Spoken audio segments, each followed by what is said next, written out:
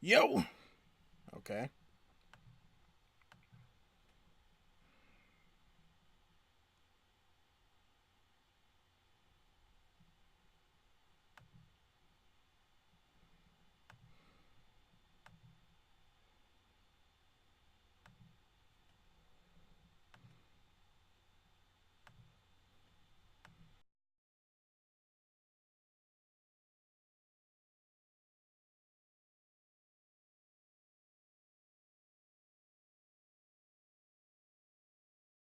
Yo. Okay. Mm. Uh. Uh. All right.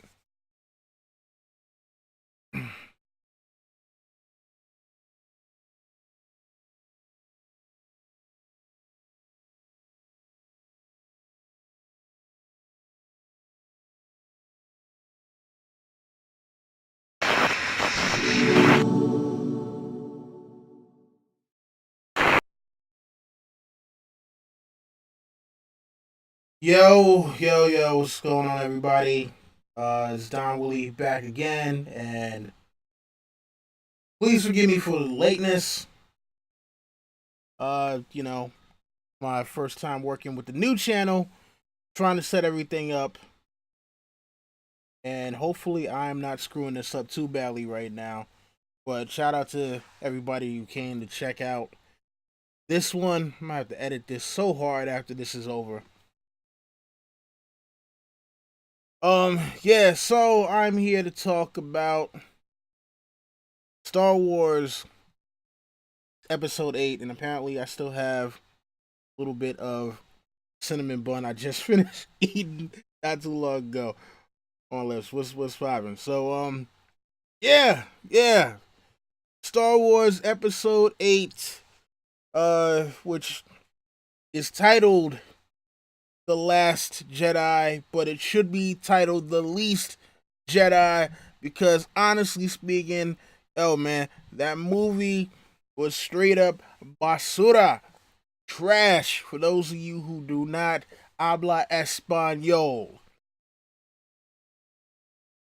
uh, and yeah, I'm here with all my Star Wars paraphernalia on right now. You know, I got the Kylo Ren shirt on. I got my Death Trooper hat from Rogue One. But I was not happy with this movie.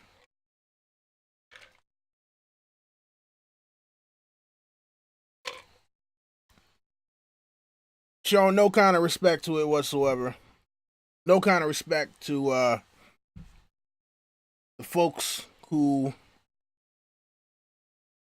made the decisions about how this movie should be made. But real quick, let's run down on everybody on in the chat right now. Got Ion Trone, we got Big E, got my boy Sir LT Giles, and my brother JD. All right, let's get into this. So The Last Jedi, the eighth movie in the Star Wars saga, and the second in this newest trilogy. And so, before we can really talk about this movie, we have to go back to about a little over 2 years ago. You got The Force Awakens.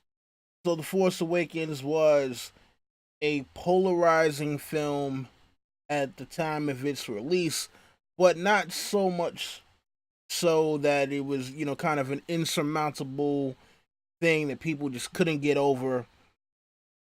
And it was it was basically stated by a lot of people like, hey, okay, look. They're trying to get the Star Wars franchise back on track. So you got to give them just a little bit of rope before you actually decide to hang them out to dry.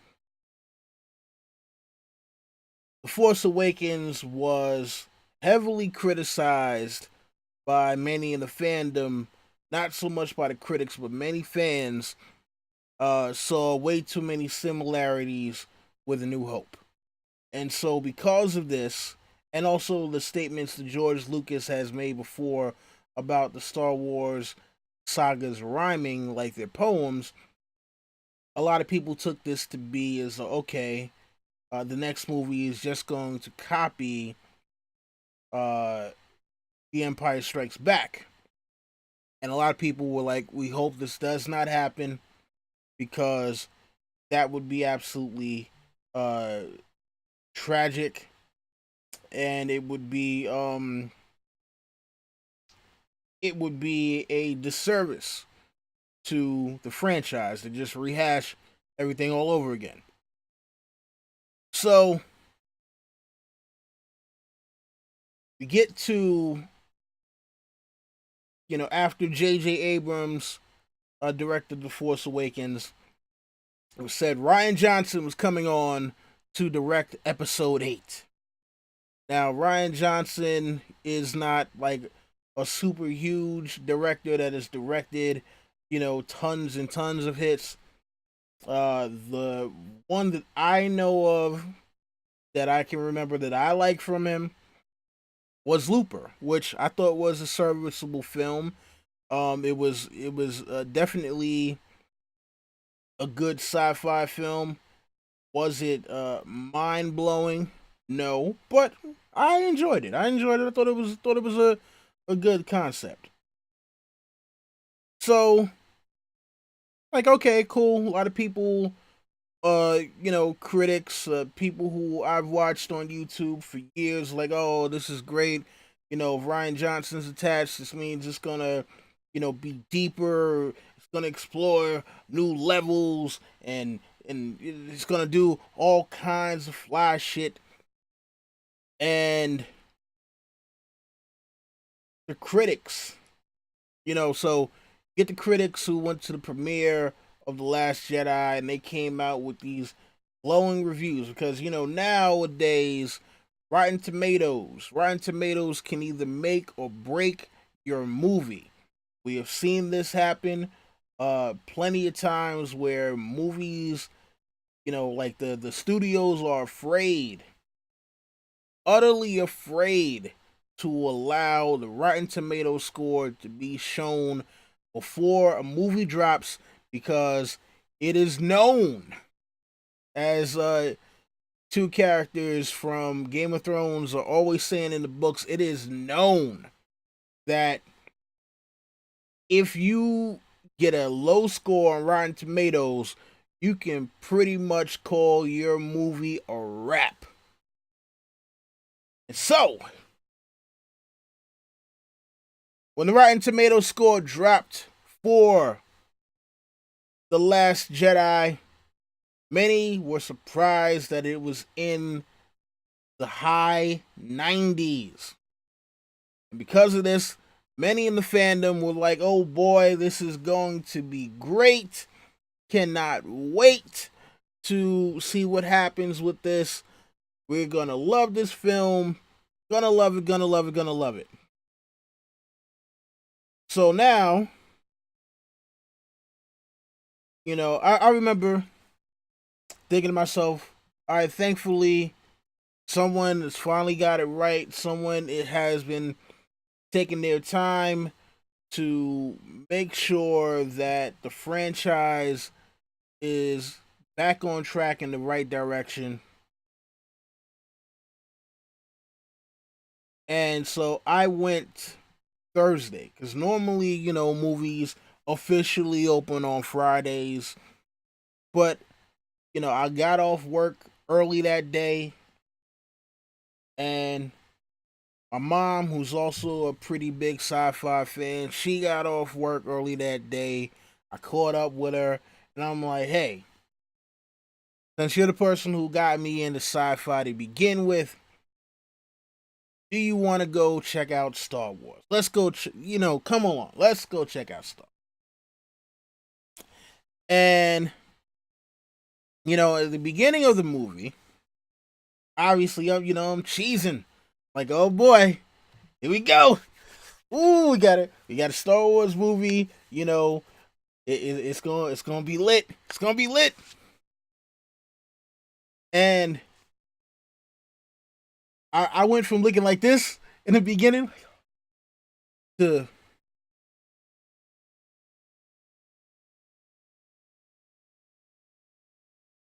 this by the end.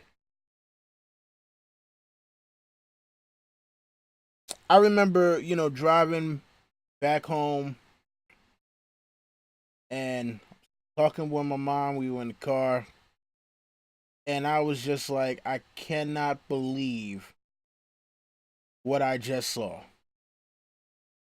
And she was like, "What? What was the problem?" Now, mind you, my mom is into sci-fi, but she doesn't like doing the deep dive stuff.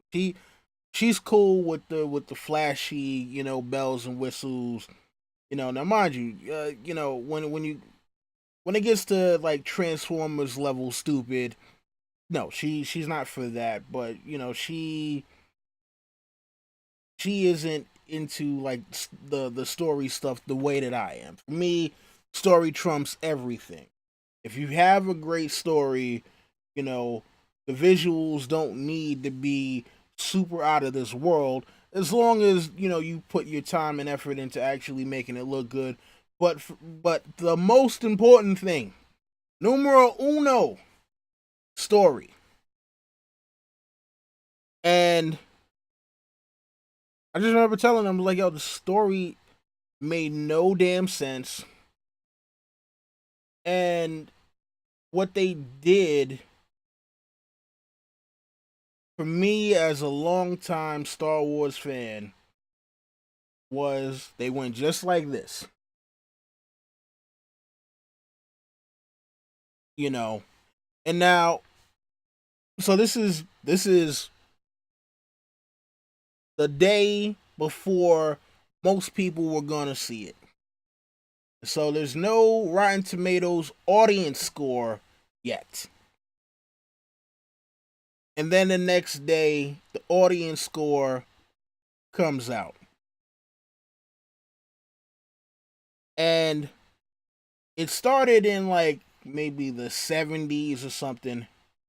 And by the end of the day, the audience score on Rotten Tomatoes for The Last Jedi came in at around 56%, if I'm not mistaken. Now, there have been a lot of people who have attributed this to people making troll accounts, and there's the whole thing of, oh, is anti SJW kind of thing. And this is just people who are mad that it's not the Star Wars that they grew up on, and they're just trying to tank the movie because they're just crybabies who just didn't get their way. And while that might be true for some, Rotten Tomatoes has since come out and said, nope, all of the score that you see is the real deal. No troll accounts, no hacking of the system, no bots, no nothing like that. This is what people have come to Rotten Tomatoes, and this is the score that they have put. And so there's been talk of why is there such a divide between what the critics have given this movie and what the fans have given the movie. And apparently, my man Big E from the Bronx is telling me that it is the score is currently 49%. Today is January 12th, 2018, and the Rotten Tomatoes score for The Last Jedi is currently standing at a 49% audience rating. Now, why is there such a big disparity between this? Uh I got a couple theories, and since sometimes I do theories, let's go into them. Um, we can say the critics got paid, because I wouldn't put it past a huge movie studio to do that. We can say the critics are scared that if they gave this movie a bad score, that they would not be able to review movies early in the future. We can say that critics think that the audience are a bunch of fucking idiots, which I wouldn't put it past them to think that either. Um, yeah, there's a few other things you could possibly throw in there, and so with that said, now we have to look at why the fans are not liking this movie. Now, we are going to strip away all the BS. I am not going to feed into the political climate thing or any of that kind of stuff. I am going to go strictly off of the story and the storytelling as to why people have genuine gripes with this movie. We're gonna go over storytelling, technique, and also respect for the franchise and the source material. Now, the movie opens up with Poe Dameron and the Resistance, that being Leia, Admiral Akbar, all the people on a planet that is one of the last Resistance holdout bases. And apparently, the First Order has caught up with them and is preparing to wipe them out. So they're like, gotta get off this planet, or else it's gonna be a wrap for us. We gotta get out of here. Now, on its face, if you're not really paying attention, it's like, okay, yeah, same thing we're always used to. First Order versus the Resistance. Cool. Now, there happens to be a ship that comes in uh that is called it's a dreadnought, and it is said to be a fleet killer. Poe Dameron goes on nice little mission to take out the surface cannons. Apparently, uh, there isn't shielding on this particular vessel. The rest of the First Order Star Destroyers have shielding that bombers cannot get through unless you take down the shield generators. But the Dreadnought, the most heavily armored, or not heavily armored, but heavily gunned ship, does not have shields. And one single X-Wing fighter is able to destroy all of the surface cannons, allowing for the bombers to come in and possibly take out this ship. So already we got an issue here. Why does the most powerful ship in the fleet not have any shields? All of these lesser ships have shields somehow. Not the most powerful one. No. No. And impulsive Poe Dameron decides we got to make this bombing run no matter what. We got to try to destroy this because if they get their cannons online and they're able to destroy the base, um, you know, then it's gonna be a wrap for the rest of the resistance. And this is kind of where we find out now that the resistance is down to about 30 ships. Period, point blank. For the entire galactic uh republic, the new republic, their resistance fleet, the fleet that is supposed to be fighting against the tyranny of the First Order. Thousands of planets. Because remember, this is not a single planetary system. This is a galactic thing. Thousands of planets. Apparently only 30 ships.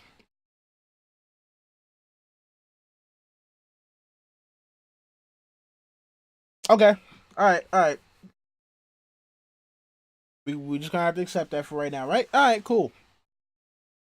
So one thing that happens in the beginning is there is a joke, and I've heard many people refer to this as a cell phone joke, where Poe Dameron is trying to distract the First Order in order for him to be able to get close enough to destroy the cannons on the ship.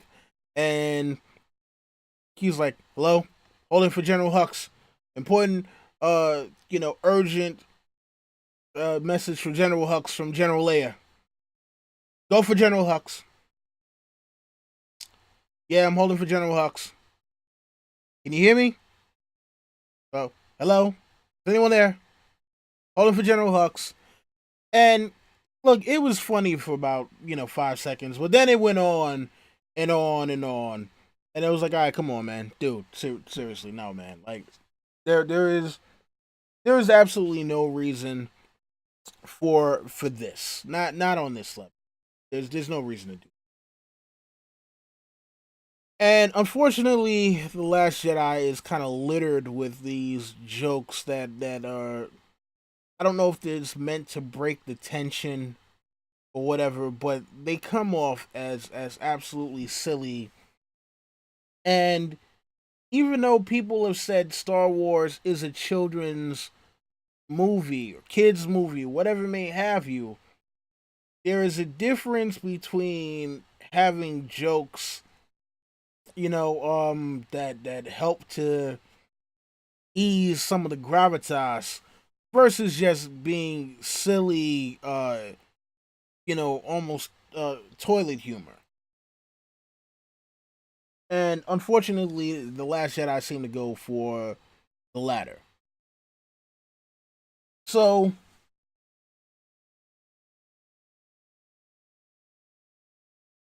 the Resistance, is able to escape their planet, and they're like, "Okay, cool. We're gonna jump through hyperspace and get away from the First Order." So they jump through hyperspace, literally into what they call the middle of nowhere. They're in the middle of nowhere instead of jumping to another planetary system. And somehow the First Order is able to track them. They're able to figure out now that the First Order has technology that is able to track them through hyperspace, which is something that, an ability, a technology that has never been displayed in Star Wars before. And now here's where another huge problem comes in. Because if this movie takes place, not like most Star Wars movies, because most trilogy movies take place years apart, a couple of years apart in the original trilogy movies, it's like 2 or 3 years in between each movie. And for the prequel trilogy, between the first and second movie was 10 years. Between the second and third was about 2 or 3 years. But yet, episode 8 takes place, I don't know, I'm gonna say maybe at most a month. And I'm giving it a wide berth by saying a month. We could be talking here couple of days, couple of weeks. The point is, it is not enough time, and especially since we have never even heard of the concept of someone being able to track another ship through hyperspace. Exactly when did they find the time to develop this technology? How how did they find the time to develop this technology in the past, you know, uh month or less?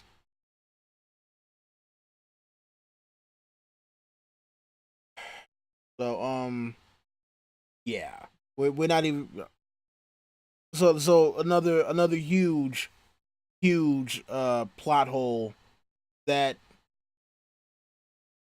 this movie doesn't even try to explain.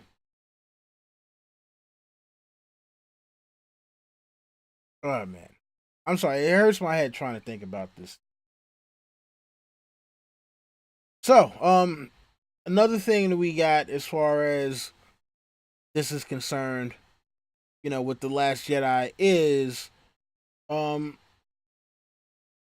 the whole Finn story. Finn, who in the first movie was played for laughs, now in the second movie also played for laughs, and ultimately has almost zero character growth. Um,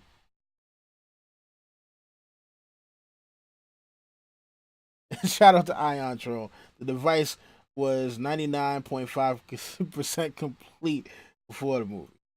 I mean, I guess it would have had to been. But anyway, so let's talk about Finn. So Finn wakes up, and there have been rumors that he was going to come out of the whole back to tank suit, and he was supposed to be the super badass warrior. But I guess those rumors, were absolutely 100% unfounded.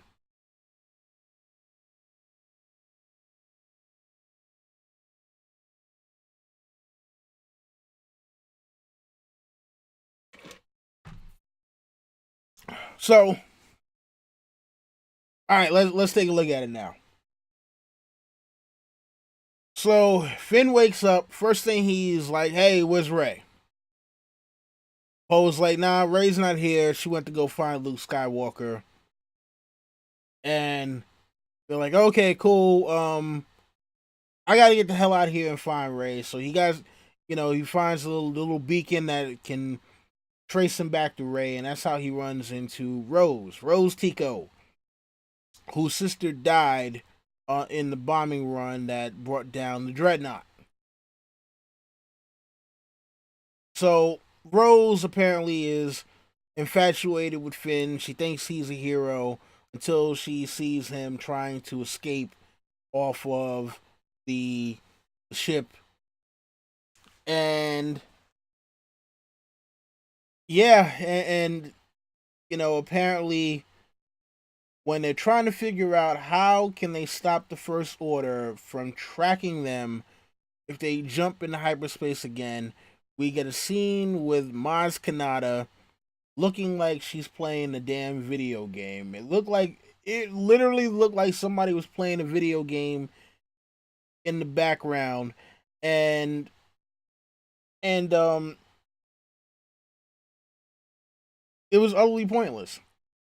She tells him, "Okay, look, you got to go to this casino planet on this place called Canto Bite. This casino planet called Canto Bite.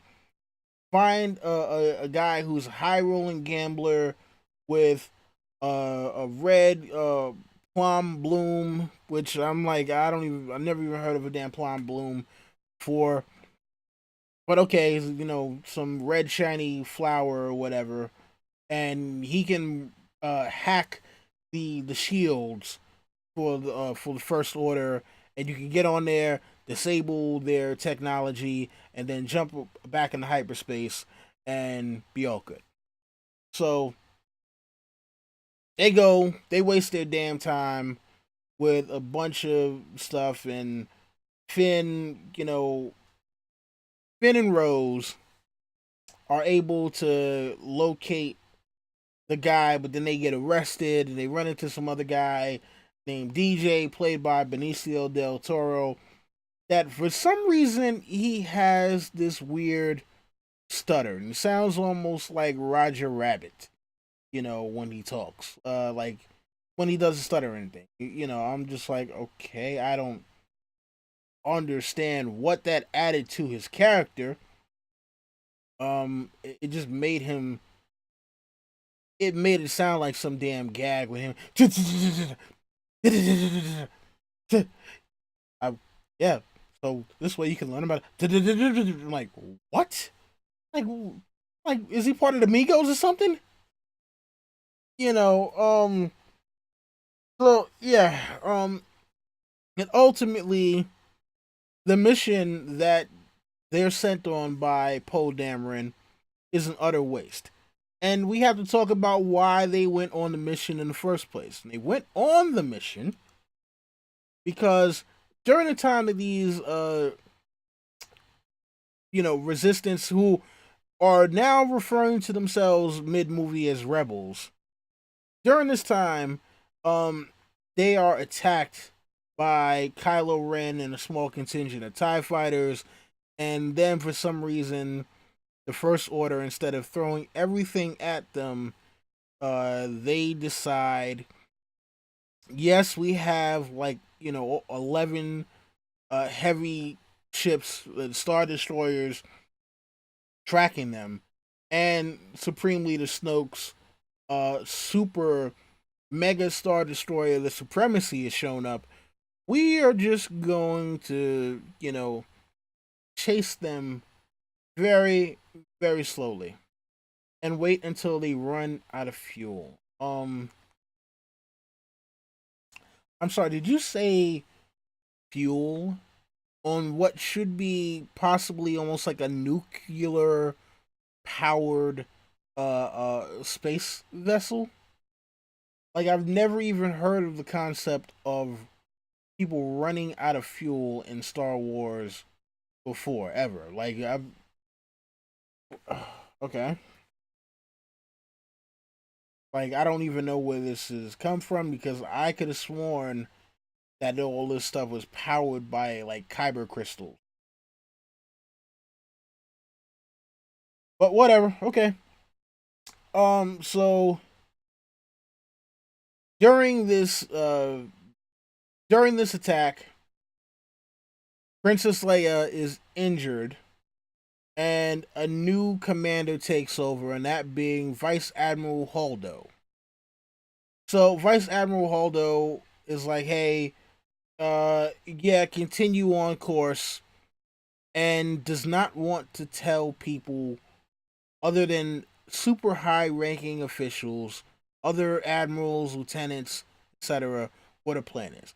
Poe Dameron, our Maverick, is like, hey, look, why are we doing this? Why are we, basically just here in the middle of space, like sitting ducks, wasting our fuel, instead of trying to figure out um, how we can escape this situation? And Vice Admiral Holdo is like, yeah, you've been demoted, from captain to whatever. So I don't need to answer to you about anything. Don't question what I'm doing. And again, like, we have this whole deal with the ships, and Poe is like, look, you know, we're running out of fuel here, and then he discovers that there are a bunch of smaller frigates, in the escape pods that they're fueling, and he's like, "Oh, so what? We're just gonna fuel these up and abandon the fleet? Like, what are we doing here?" And again, she's still refusing to tell him until finally, when he tells her about the plan to hack into the First Order ship, she's like, "Okay, well, yeah, we're doing this because there's an old rebel base, that we're gonna try to go to." And in fact, she doesn't even tell him that. I forget who the hell it was that she finally tells the plan to. Um, but Poe impulsively decides to mutiny because again, withholding information can get people killed, and in this case, it was getting people killed. Now, so we find out that there is cloaking technology that the resistance has that would make it impossible unless the First Order knew what the codes were for their shielding to be able to detect them because of their size for the escape shuttles. Like, yeah, they can detect, the heavy cruisers, the frigates, and whatever, but the escape shuttles are not going to be able to detect that. And because Holdo did not want to give information to um to Poe Dameron, he sends Rose and Finn on the mission to Canto Bight. They wind up getting captured by the First Order. They get betrayed by DJ, and ultimately, this leads to basically every one of those transport ships being wiped out by the First Order. And so, in order, as a last ditch effort, to be able to save just a tiny fraction of the people that were able to escape the original First Order attack at the beginning of the movie, Holdo pulls a very ingenious move.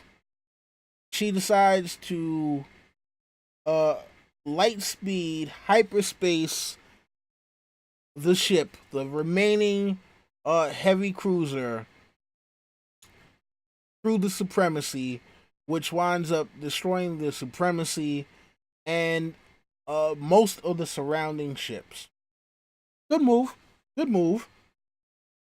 Um, and apparently, this could not have been done without a pilot. This couldn't have been done on autopilot. So she goes out like a hero, a character that uh we had never been introduced to before, and frankly, I wasn't a big fan of. While General Leia and Admiral Akbar died off screen and did absolutely nothing the entire movie. And now let's get to Leia, because this was also a big issue that I had. Now, we all felt the loss of Carrie Fisher. That was absolutely tragic. Many people speculated that she was going to have a much bigger role in episode 9 had she lived, but unfortunately, you know, um, life does not always uh, adhere to the plans of man. And so, when there is this attack that leaves Leia to be injured, she, along with Admiral Akbar and some of the other leadership, are blown out of right out of the front of the damn ship. And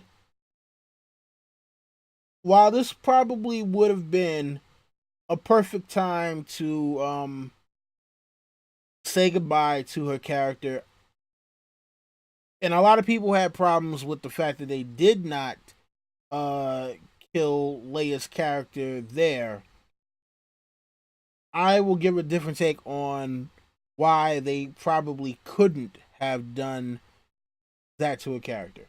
I mean, at this point, I think we were only like maybe halfway through the film. It would have been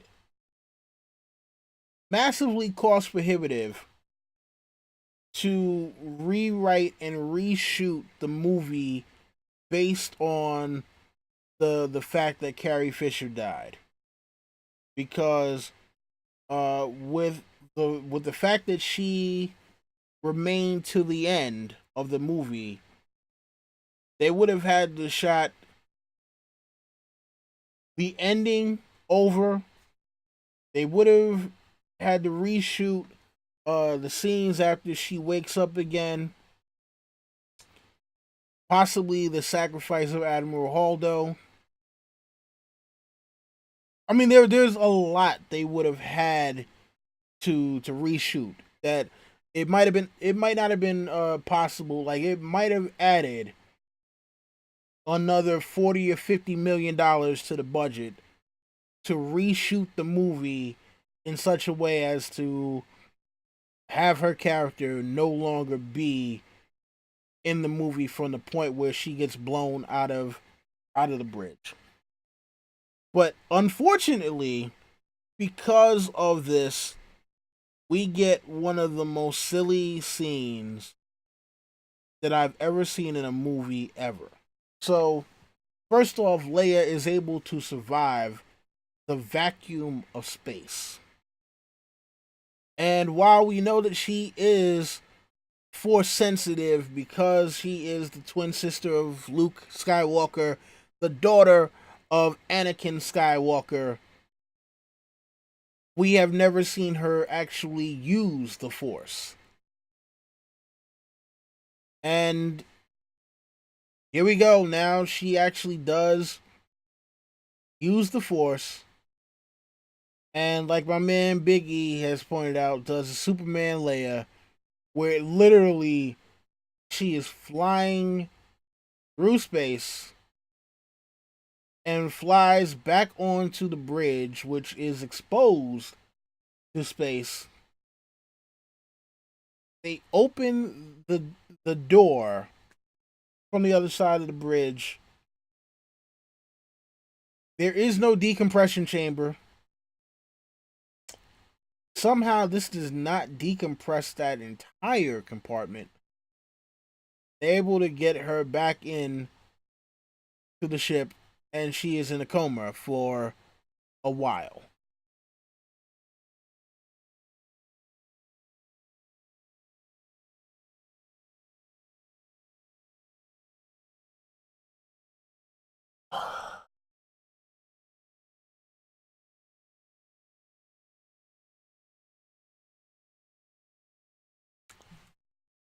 I don't I don't know who the hell signed off on that sequence.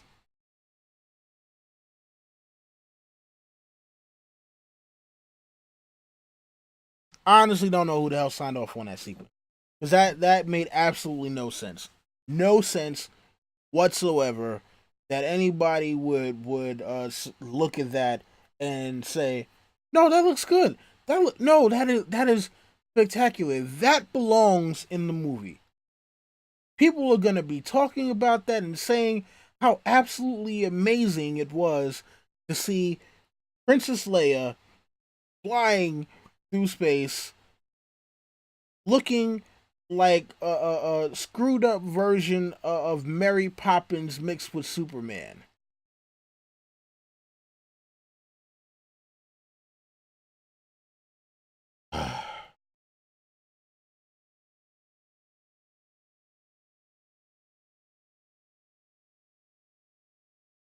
All right, let's move on. Let's move on. So, All right, let's get to some of the other issues. So back to Finn and Rose. So Finn and Rose, they're on the supremacy or wherever the hell they are.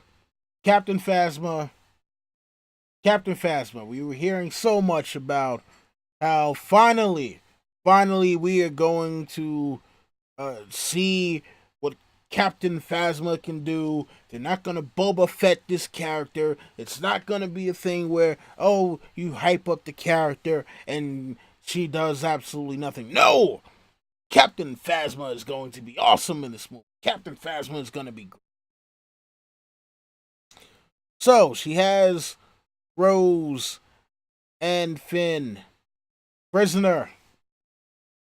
She is surrounded, flanked by about 1,000 stormtroopers. They all have rifles, pistols, shotguns, all these high tech firearms.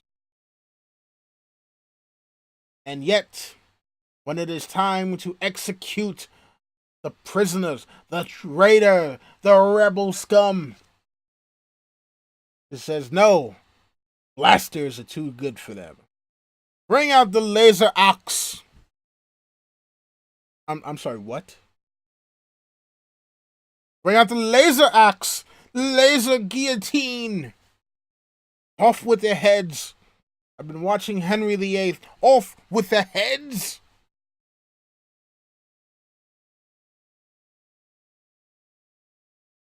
I'm sorry. What? Um, but Captain, we have. There's literally like 1,000 guys with guns here. Shoot them right now. No. Off with their heads.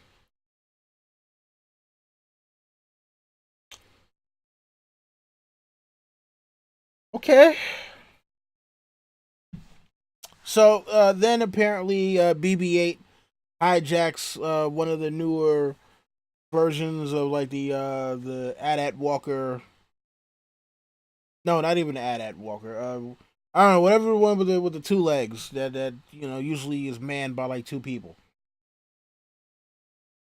He's able to hijack one of those. He shoots up the place, and then it's the whole attack of the damn starship, and we get like a 10-second fight between Captain Phasma and um Finn. Captain Phasma is laser proof, and Finn knocks her over the head and cracks her mask, and then she falls down a cavern and dies.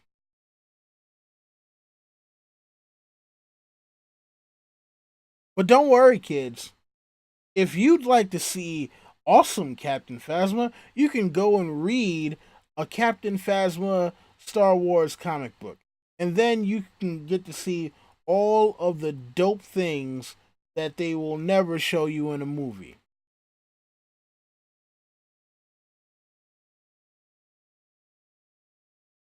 Okay. Moving right along. Moving right along. And now, mind you, think about it. I have not yet talked about Rey. I've not talked about Luke Skywalker. I've not yet talked about Snoke. I've not yet talked about Kylo Ren. But it is time to get to those four characters because those four characters, very integral, all weave together, all their stories mesh together so well. So, finally, after like the first 20 minutes or half an hour, we get to where we left off with Rey and Luke. So, Rey has went to Ahch-To. She has found Jedi Master Luke Skywalker. She hands him his father's lightsaber. Luke's first lightsaber.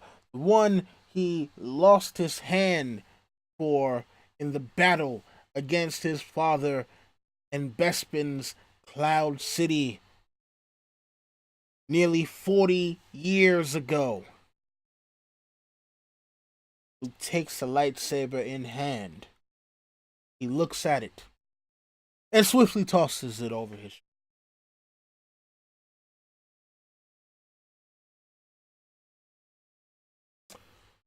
Now, at first I was thinking, okay, all right, it's funny, ha ha ha ha. But then thinking about it more, I was like, wait, hold on. Here is an item that literally changed his life. Um, it is something that is a part of Luke's story in a way that almost nothing else can be. It is the last vestige of a man he was willing to sacrifice the galaxy for to try to turn back to the light. And yet, seeing this most important artifact, the only thing he can do is toss it. It means nothing to him anymore.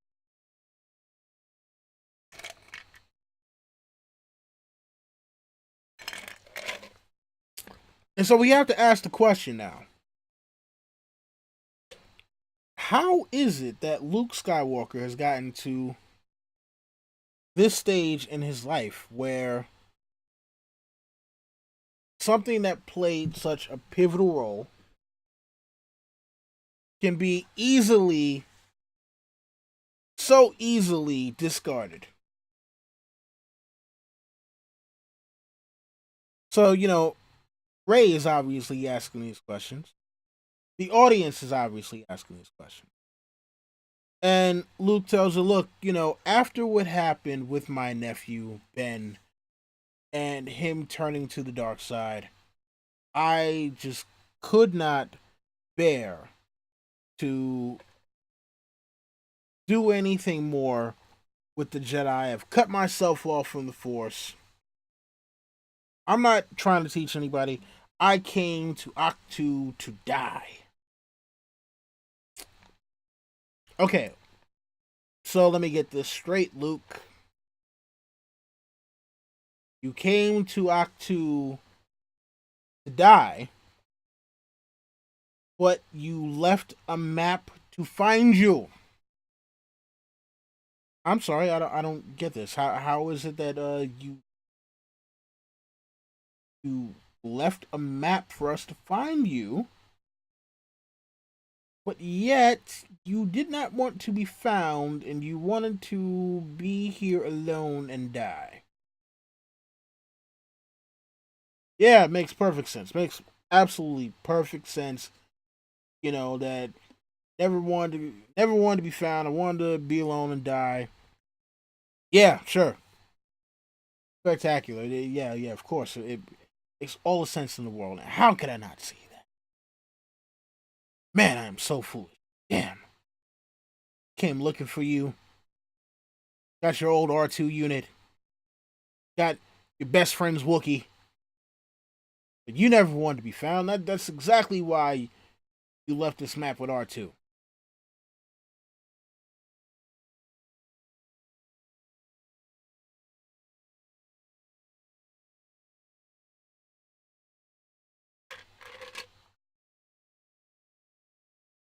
And even after you are told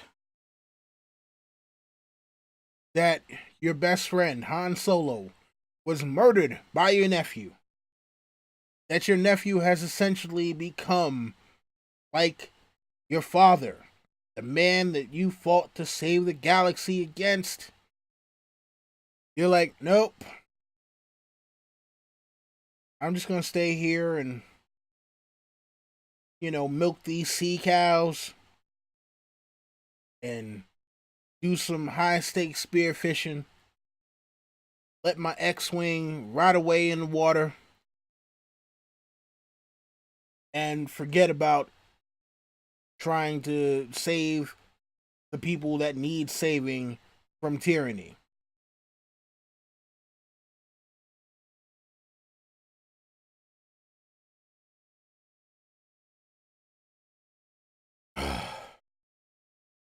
Okay, fine.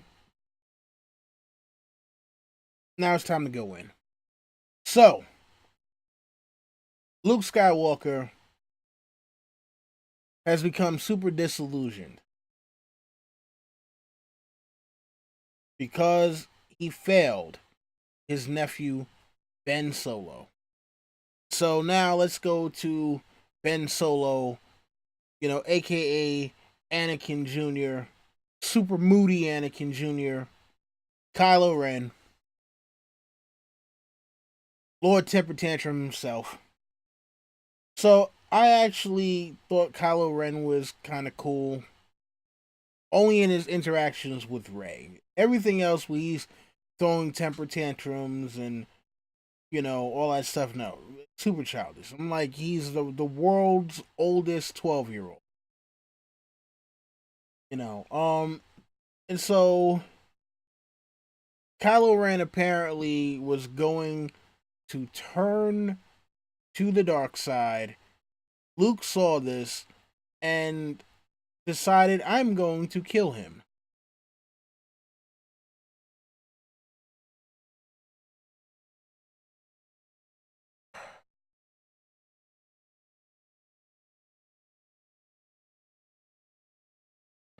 I'm sorry, what? Um,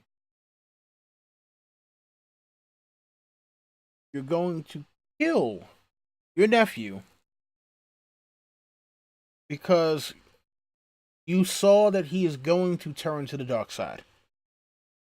He hasn't turned to the dark side yet, but you felt it through the force.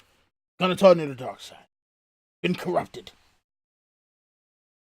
Instead of trying to find some meditation techniques, something that can be used to save him, you know,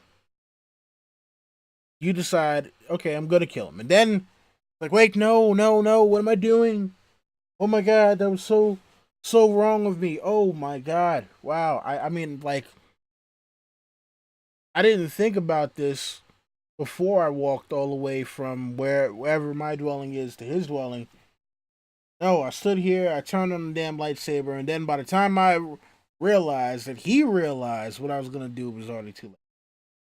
And so now he slaughters a bunch of your students, takes some, and then leaves. Apparently, he thought you were dead.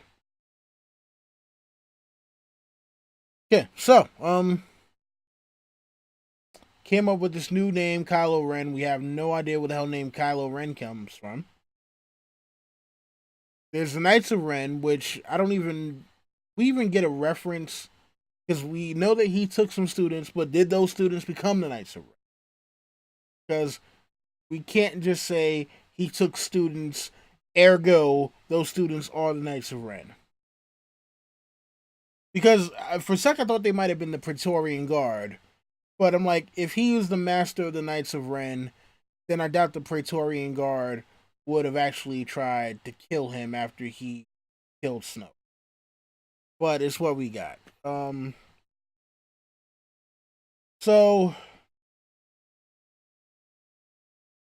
I'm sorry. This is kind of hard for me to talk about, like, because thinking about this movie makes me very upset. Um. So yeah, Kylo is kind of able to figure out, uh, at least a little bit where Rey is, but he's like, hey, we got this force connection. Why are we bonded like this? Why are we connected? They keep on having their little, uh, you know, uh, FaceTime, Google, Skype hangouts every now and then, just at random, where they learn more about each other. And Rey decides, hey, Luke, I'm gonna go and save your nephew. Since you want to be a fuck boy, I'm gonna go and save your nephew. I felt that he's still good. So again, we get, oh my god. Just thinking about this, I'm just like, how did they get away with this? How do people say that this is so original and such a bold direction for Star Wars? No. Let's get back to the story, and then I'm gonna get into the why the whole thing about this being bold new direction is absolute bullshit. Um. Okay, so Rey shows up on the Supremacy. Kylo Ren immediately takes her to Snoke, and she tries to attack Snoke. It's like, nope, can't do that. We get it. We get the whole lame lightsaber joke where she grabs the lightsaber, tries to attack Snoke. He pulls that out of her hand and hits her in the back of the head with it or whatever. And then you know Kylo Ren kills Snoke. They have the fight against the Praetorian Guard, which was an awesome fight. It was an awesome fight. I cannot deny that. If I said that the fight was trash, I would be lying. I would be lying. So after the fight is over, they've killed off the Praetorian Guard. Kylo Ren is like, "Cool, come with me, and together we can rule the galaxy as father and son." I mean, as Kylo and Rey. And she rebuffs his advances. "I don't want to be your queen. I mean to carve out my own empire." Or whatever. I don't know. Who cares? But he's still like, "Hey, look, we should kill off all of our parents, kill off everything that came before us, and start everything brand new. That's why I chopped this guy over here in half, so that we can start over fresh. Still gonna be called the First Order. Still gonna be, all the stuff it was, but now I'm the new Supreme Leader." So they have their fight against each other over Anakin's lightsaber. That thing gets destroyed, and then the Admiral Holdo crashes his ship into the Supremacy, and you know things get crazy from there. So finally, they get down to Crate. Kylo Ren is like, "Oh, I'm trying to kill everybody, kill everything moving, everything that's not wearing black gotta die. Even if you are black, but you're not wearing black, you gotta die." So Luke shows up. Kylo Ren is like, "Destroy him, destroy him." And when he sees that Luke is not destroyed, he decides to go and fight Luke. "I'm gonna fight him 1-on-1." And for some reason, whenever Kylo Ren ignites his lightsaber, he must do this weird stomp. Has anybody else noticed? Whenever Kylo Ren goes to ignite his lightsaber, he can't just turn it on. He has to do this, stomping motion. I don't understand what that's all about, but I've noticed that. So, and Ion, you can be the Force Queen. Somebody needs to be, right? Um. So after he figures out that Luke is not actually there, he goes on another damn temper tantrum, and you know he's still connected with Rey through the Force, and yada yada yada. Kylo Ren, the most powerful whiny brat since Anakin Skywalker. Yay. Let's see here. Let's talk about Supreme Leader Snoke. So, essentially, Supreme Leader Snoke's story is, "I'm some dude. I run the First Order. Um, Kylo Ren, I thought you were going to be the next Darth Vader. You're not strong enough to be the next Darth Vader. Rey, look, he's my puppet. Oh, I'm dead." and that is Supreme Leader Snoke in a nutshell. Um, did he ever? Did he ever?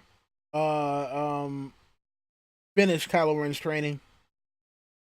Because at the end of the Force Awakens, he was like, "Hux, bring Kylo Ren to me so I can finish his training."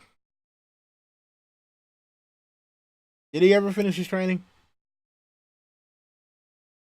No. Who cares? You know why? Why does this Jedi Master need training? Why? Dark Jedi, whatever the hell, he's not a Sith or whatever the hell it is now. Why does he need training?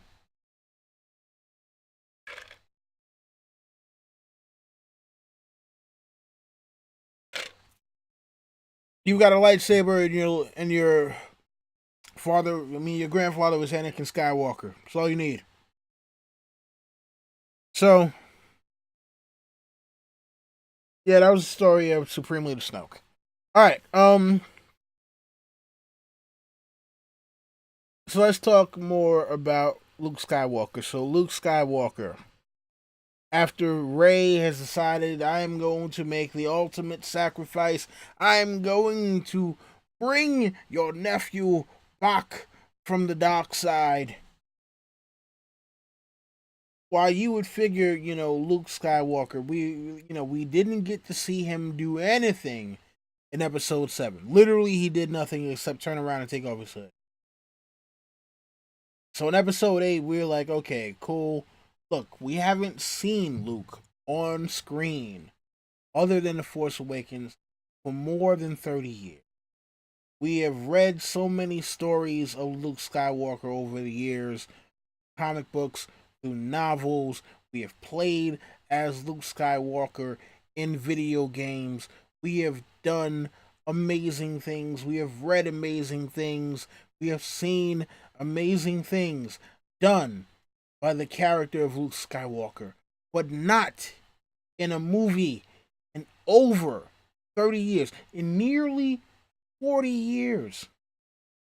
For nearly 40 years since Return of the Jedi. And so, with bated breath and with massive anticipation, Luke Skywalker steps back into the picture as the last vestige of the new rebellion, the resistance. They're on their last leg. There's this big battering ram cannon, miniaturized Death Star tech, about to destroy Leia and the rest of the rebels. But Luke Skywalker shows up to save the day. And I remember being in the theater and thinking to myself, oh, they have pulled a super fast one on all of us, because the moment I saw Luke, I said, Luke is either not here or they have given him a new force power that allows him to be like a force duplicate somehow. And how did I recognize this? Well, for one, he had on different clothes, and two, he looked like 10 or 20 years younger. And I was thinking to myself, okay, how are they gonna do this? Now then, when they shot at him or whatever, Kylo Ren was going to face him. I was like, maybe I'm wrong. Maybe somehow Luke has found a way to rejuvenate himself. And this was very reminiscent of Dark Empire, the graphic novel where we see Luke and he takes down an AT-AT walker by himself, barehanded with the Force, sticks out his hand and just takes out an AT-AT Walker. And I was like, wow, are they really gonna bring that into the movie? They said, are you fucking kidding me? Hell no, we're not gonna bring that shit into a movie. Are you crazy? You think we're gonna make Luke all powerful? Hell no. No, we're not doing that. And so apparently Luke, the once greatest hero of the galaxy, pulls a parlor trick. He pulls a parlor trick on Kylo Ren and the rest of us, and then dies.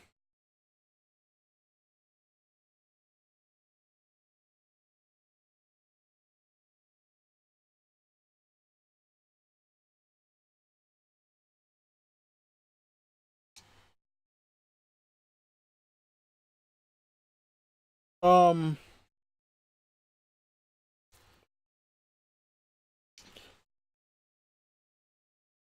listen, I remembered months ago the first time I heard Mark Hamill say that when he read the script for episode 8 and saw what they were doing with Luke's character, he went to Ryan Johnson, the director, and said, I fundamentally disagree with almost everything that you have my character doing, but because I am a professional, I am going to do my best to service this character. He said he almost had to think of Luke as a totally different character. He literally said, this is not my Luke Skywalker.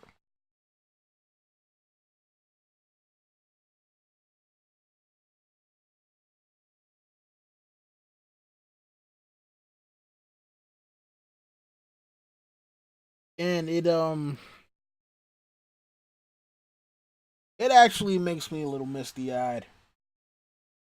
To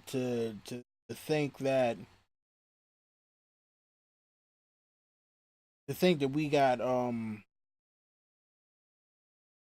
robbed as an audience, that we as an audience got robbed of something that many people have been waiting to see. Something that I've been waiting to see since I was a child, a very young child at that.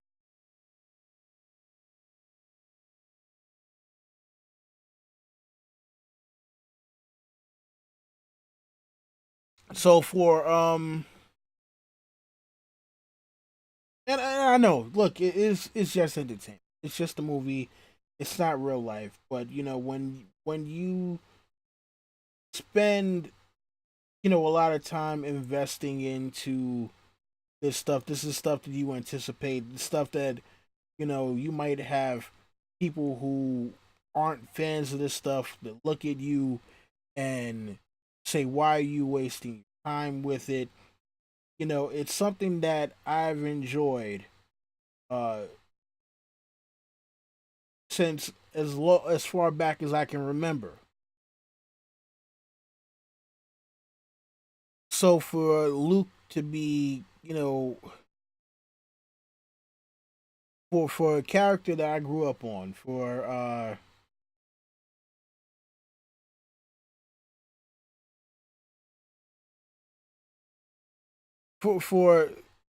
something that played kind of a pivotal role as far as courage and morality is concerned growing up, is like, when I thought about heroes that I wanted to emulate when I was a kid, Luke Skywalker was one of the first ones.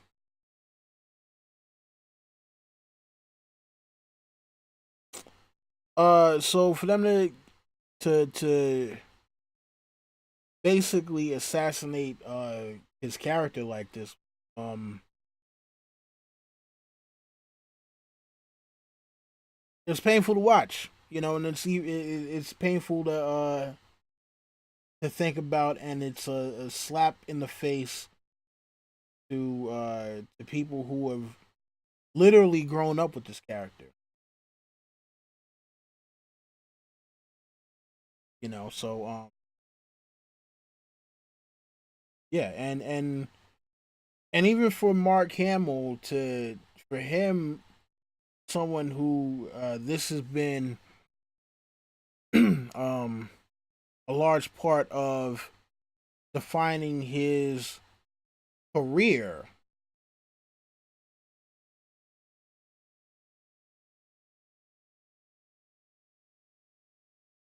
I don't even know what to say about that.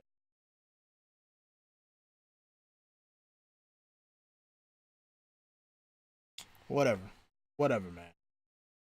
All right, so let's move on to Ray.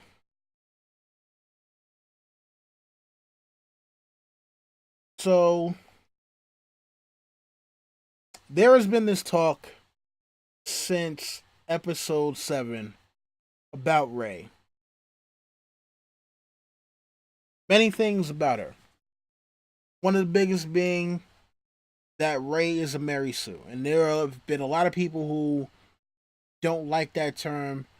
And after doing, exploration on what the term means, where it comes from, etc., I can definitively say that the character Ray is a Mary Sue. Like it or don't like it, it is a fact. Okay, so let's go over this.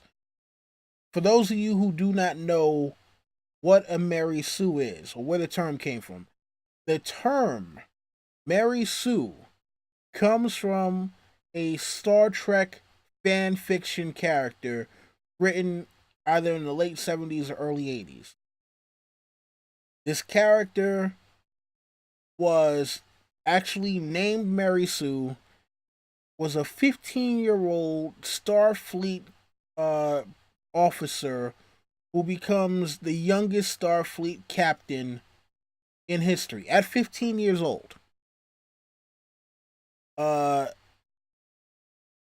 Kirk, Spock, and McCoy are all in love with her. She, I think, is a better linguist than Uhura. She's better at like all the technical stuff than any officer on the Enterprise.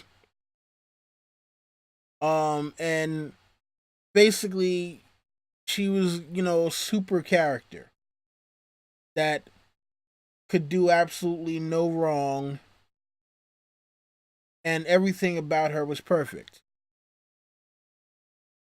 And ultimately, she wound up sacrificing herself in order to save the Enterprise, and her birthday became a holiday.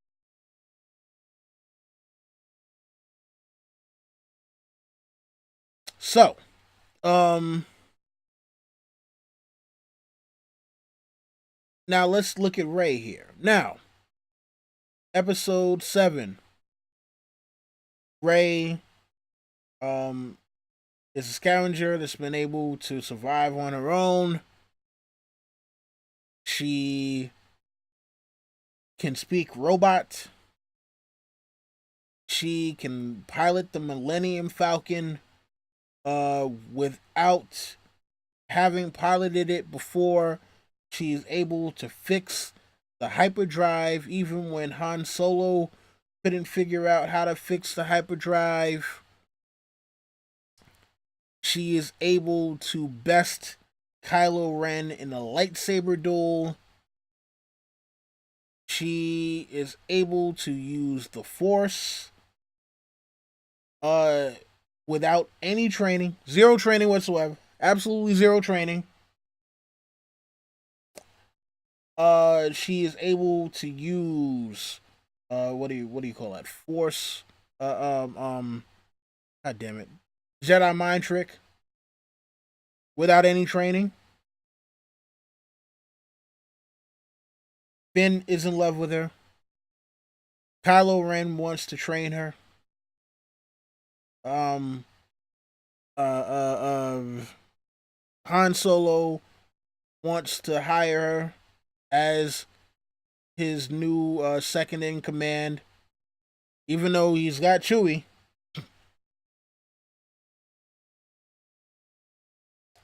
Uh, yeah, and she's basically unbeatable. Now, for The Last Jedi, there were many theories and speculations going around about Rey as to who she could possibly be. And there might have been an explanation for how she was able to do all of the things that she's able to do. And had they taken this, what I think would have been a smarter approach, they could have erased the whole Mary Sue connotation from her. And that's make it so that, oh, she was somehow a Jedi student or something like that, and maybe got her mind wiped, and it's been coming back to her in pieces. But nope, nope, nope, nope. She was absolutely a nobody from nowhere, and yet super powerful with the Force.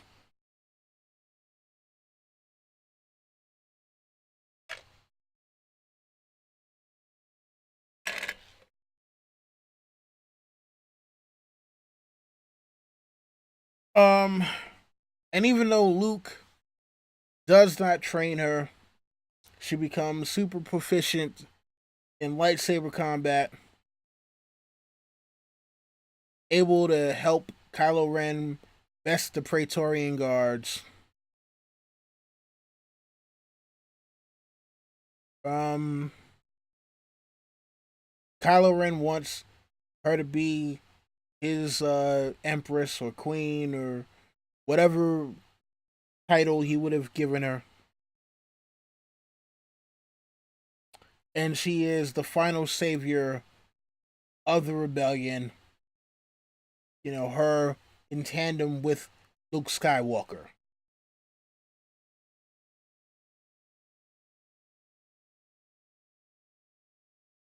They basically gave her no character development, you know.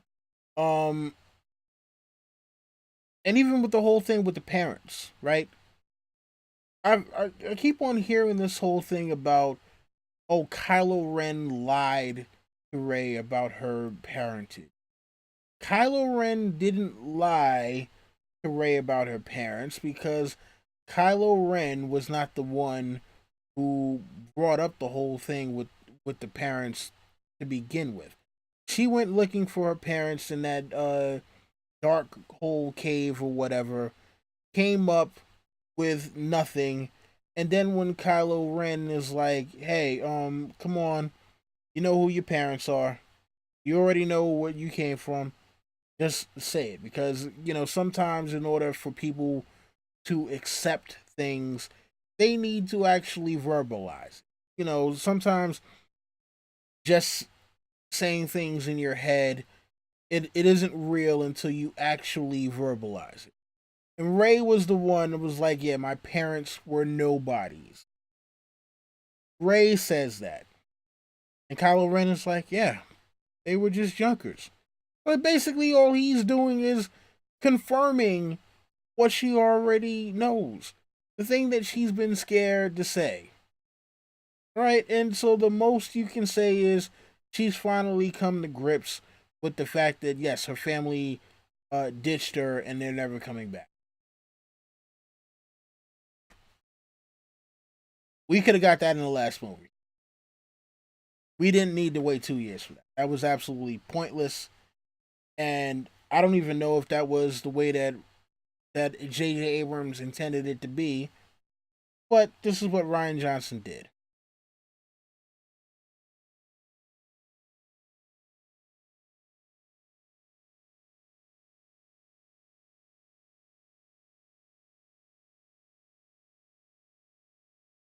Whatever. Anyway, so look, now that we've, the very last thing as far as characters are concerned, there is the scene where Finn is about to sacrifice himself. And I was thinking at this point, like, you know what, this might be the one saving grace of the movie. Yeah, he might be the only black dude on screen, but it's better for him to go out like a hero than to waste his time being on screen looking like a goddamn buffoon. Um and Finn doesn't even get to do that. Rose comes and saves him and gives him the most awkward kiss ever. And somehow Kylo does not utterly obliterate them on the way back to the damn rebel base. He dragged her all the way across the salt sand, and Kylo Ren did not say, "Oh, yeah, there's that traitor. Oh, and he's got a girl with him. I don't recognize that girl. That's not Rey, right? No. Okay, yeah, kill him." Why he doesn't do that, I don't know.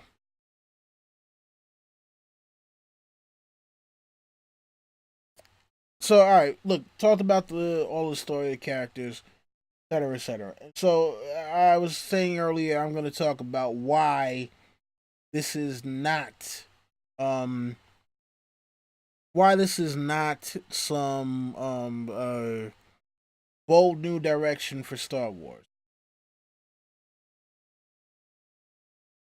Now, I don't know if any of you people have picked up on this, people that have watched the movie, but essentially, what they did with this movie was they remixed Return of the Jedi and Empire Strikes Back. They've taken stuff from both of these movies, placed them in different orders, and changed the characters. Basically, this is a Grand Theft Auto mod. Okay, this is a Skyrim mod. This is a mod. All right, the whole damn thing is a mod. Kylo Ren is Darth Vader. Uh, Snoke is the Emperor. Rey is Luke. Poe is kinda Han a little bit, with a little bit of Luke because, the whole impulsive and he's still good with an X-Wing fighter. Right? Luke is Obi-Wan. Obi-Wan slash Yoda. And let's talk about Yoda real quick before I go on the rest of this. They brought back Yoda. Yoda looked absolute trash. I don't care what nobody says. I was looking at that shit like, yo, why does Yoda look like? And then they had Yoda play the damn buffoon that he played when he first met Luke in Empire Strikes Back, which was a charade. It was like after he dropped the damn charade, he wasn't with all and all that other goofy shit that they had him do. And then, for whatever odd reason, Yoda lies to Luke. Why the hell did, like, what? When Luke says, "I'm going to burn down the Force tree in the Jedi books," and Yoda's like, "Oh, you're gonna burn down? Oh, okay, I'm gonna strike him with the lightning." Um, you're not gonna tell me Yoda didn't know the books weren't there. Rey has the books at the end of the damn movie. There's no way to convince me that Yoda didn't already know that. Because why in the world would Yoda, someone who dedicated his life? Yoda was 900 something years old, nearly 1,000 years old when he died. And for the better part of 900 years, he was a Jedi. You're not going to tell me that he would just say, "Okay, cool, yeah, I'm cool with the Jedi text, burning. Let the Jedi burn down. Yeah, no, come on. I'm not believing that. You know you're not believing that. Let's be real here. So, with that said, you know, Yoda lied to Luke. I don't know why he lied to him. And with Luke transitioning into the Force, if they do happen to have him return as a Force ghost, what are you thinking that he's never going to find out that Rey took the books? Like that wouldn't make any damn sense. I'm a Force ghost now. I'm hanging out with Rey. I'm gonna pop up on Rey whenever I feel like it to give her sage wisdom. You know, hey Rey, I know I didn't teach you anything when I was alive. Didn't really even attempt to teach you anything other than reach out with your feelings. No, not like that. You know, um, yeah, I know I didn't really attempt to teach you anything, but now, going to teach you all about how to use Force now that I'm dead, and the Jedi teachings that you didn't. Wait. Where did you? You have the books? But I thought, Master Yoda.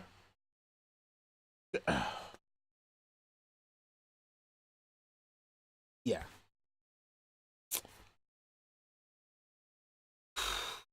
It's just I don't even know what to say. I don't even know what to say about it.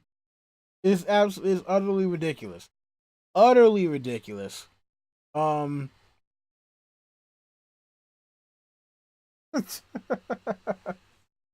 Utterly ridiculous. So anyway, all right, look. Like I said, the story is basically a remix of Empire Strikes Back and Return of the Jedi. You can see all the damn blueprints all over the screen. I'm not gonna go into that. The only difference that they did this time was Vader kills the Emperor and takes over the Empire instead of dying on the Death Star. So yeah, now we'll get to find out what it's like when Darth Vader runs the Empire and there is no Emperor on top of him. There you go. There's your big, bold departure. There is your earth shattering. This will change Star Wars forever.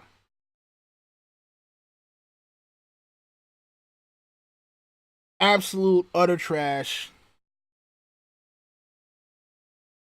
I I never want to see this movie again.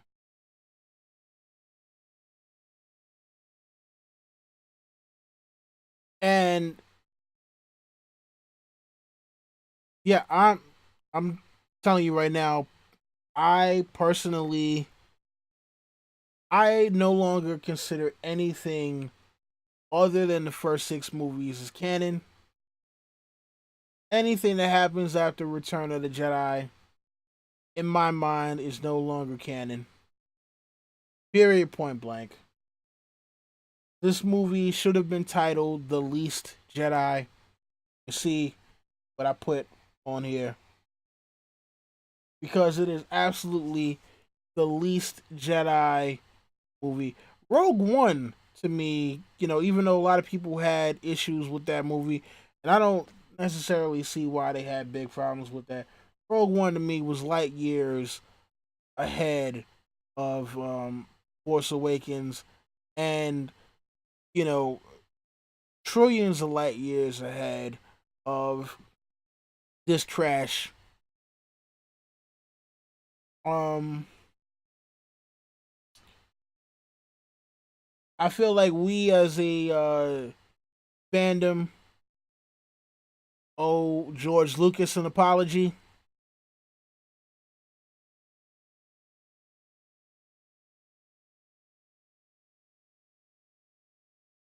because he wound up selling Lucasfilm because of the negative response that he got from the prequels. And don't get me wrong, I'm not saying the prequels are, great movies. They're not great movies, but I think, sometimes when it comes to artistry, can't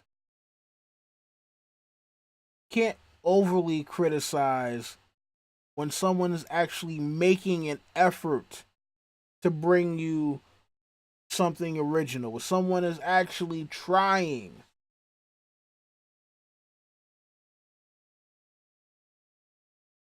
Look, The Last Jedi was a great looking movie. It looked phenomenal.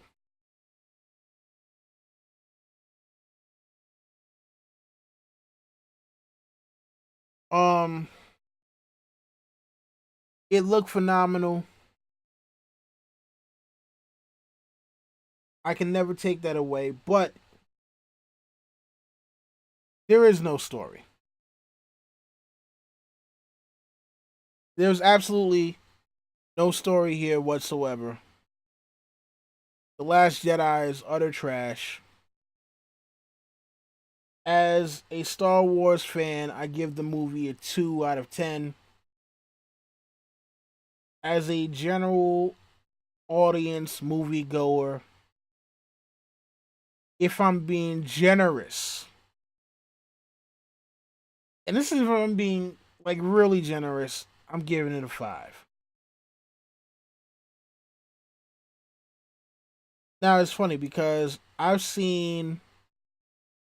um I've seen people I've seen a bunch of videos on YouTube. Seen a bunch of videos on YouTube, and I saw one today that said that Ryan Johnson purposely made this a bad movie as a middle finger to millennial. I'm not a millennial. There is much about the millennial mindset that I do not quite understand, but I'm not supposed to because that is not particularly my generation. Cool. But millennials are not the only people who are going to see these movies. And chiefly, the millennials are not the ones who are driving Star Wars.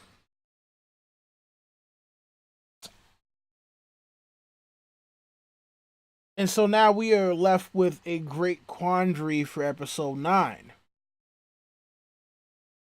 There can be no Princess Leia, and Disney Lucasfilm has already said we are not going to have CGI Leia. We are not going to Grand Moff Tarkin this thing.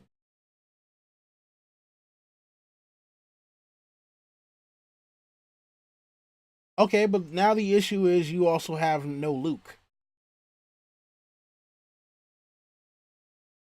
Now, I've been hearing about Colin Trevorrow, the man who was originally supposed to helm episode 9, who was ousted from the project and fired by Kathleen Kennedy of Lucasfilm. It has been widely speculated that he wanted Luke Skywalker to be alive, that he wanted Luke Skywalker to do all of the heroic hype fly shit that we wanted to see Luke Skywalker do. Um, but we'll never know. He probably had to sign a confidentiality agreement stating, "Hey, you can't talk about what would have been your script for this movie."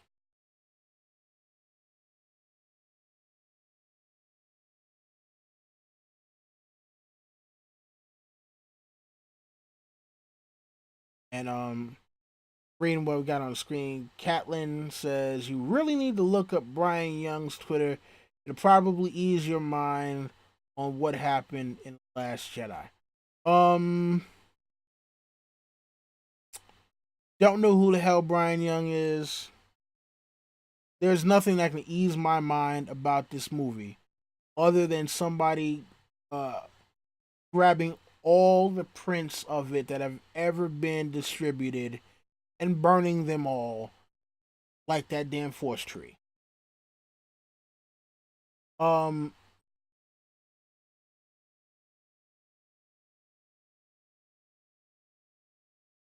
I think what was that? Is the movie Eternal Sunshine of the Spotless Mind?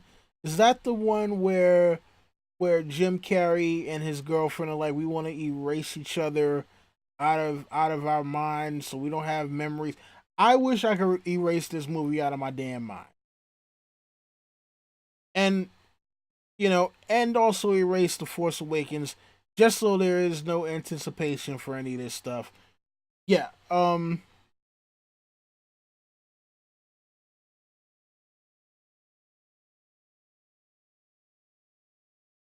And for one, Kathleen Kennedy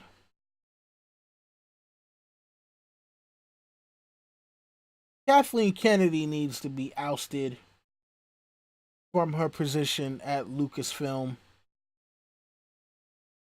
because she is utterly incompetent, and also she is a liar.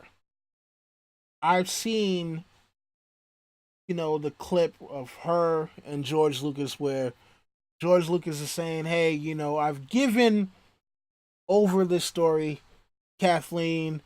I trust her implicitly with this. Um, you know, I got the story treatments for 7, 8, and 9, and you're gonna work that in and do all this stuff." And Kathleen Kennedy essentially did with George Lucas's story treatments and the trust that George Lucas gave to her. What Luke did with that damn lightsaber.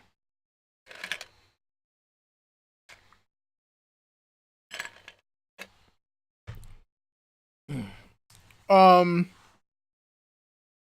and I remember her saying in that clip, "Oh yeah, we're going to further your vision. We're going to keep the legacy going. People are going to love it."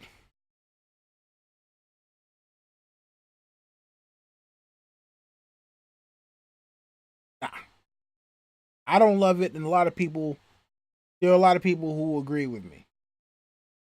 Unfortunately, because this is Star Wars, um, because this is Star Wars now, it is going to make the money. You cannot unring the bell on Star Wars. You cannot stop this train from rolling. But just because it makes money doesn't mean it's good. And even Mark Hamill himself said this. Mark Hamill, Luke Skywalker himself says just because it makes money doesn't mean it's good.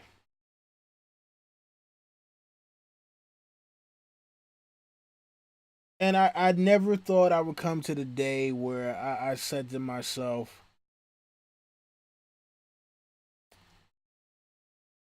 I'm done with Star Wars. But unfortunately,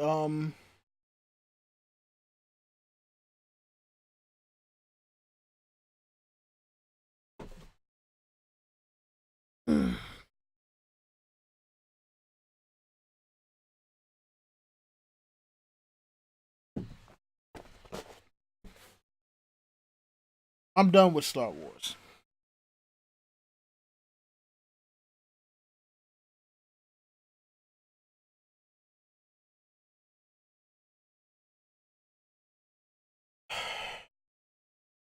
Yeah. Um, listen, I wish I had more to say. If you guys got any thoughts, I'll leave them in the comments. This is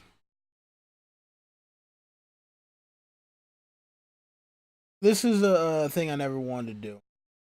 I never really wanted to do it, but people have been asking me, so I said I would do this.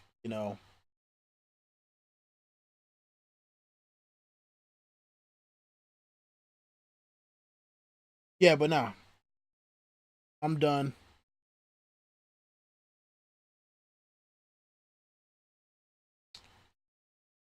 Fuck Kathleen Kennedy. Fuck J.J. Abrams. Fuck Ryan Johnson.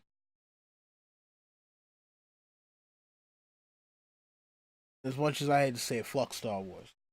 Yo, listen, that's been my time. I'm gonna try to do something else sooner or later on this channel. I haven't.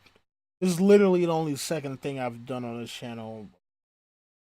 I figure out some other stuff to put on. Sorry, I'm ending on such a somber note, but yeah, man.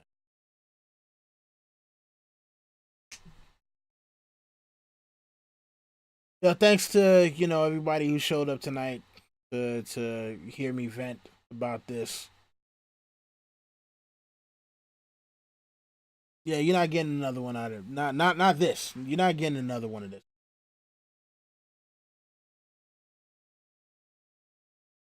Anyway, you already know me. You already know what the deal is. Rate, comment, subscribe, share, tell your friends to come back for more. Catch me on the main channel, Don of Ice and Fire. Try to edit out all of the extra shit from earlier. I guess yeah, maybe we can talk Stranger Things or something at another time. But as far as this video, I'm up out of here. I'll catch y'all later. Holla at me on Twitter. You already know what the deal is. I Don Willie. I should have put that on this. All right, whatever. Anyway, I'll holla at y'all later, man. I'm out of here. Peace.